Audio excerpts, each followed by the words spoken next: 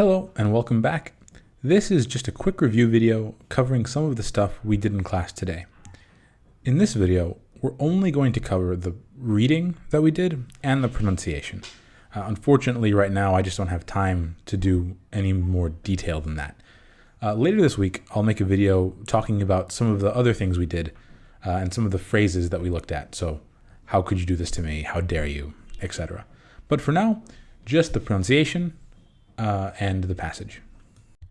The zipper is a wonderful invention. How did people ever live without zippers? They're very common, so we forget that they're wonderful. They're very strong, but they open and close very easily. They come in many colors and sizes.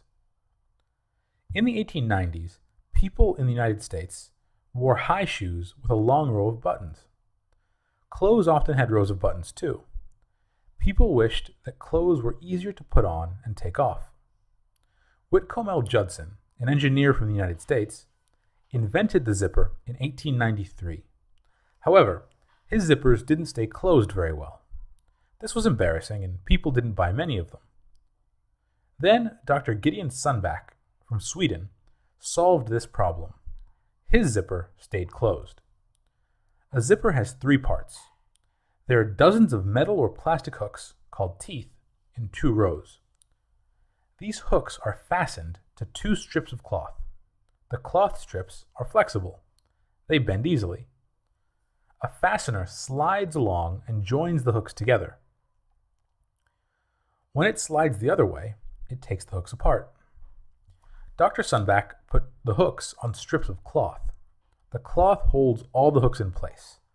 They don't come apart very easily. This solved the problem of the first zippers. For this part of the exercise, please repeat after me.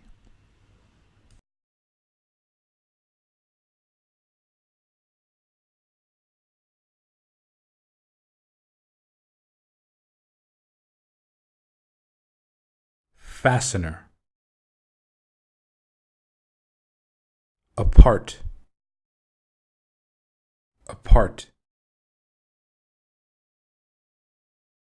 Solve. Solve. Engineer. Engineer. Hook. Hook. Bend. Bend. Zippers. Zippers. Dozen. Dozen. Embarrassed. Embarrassed. Slide.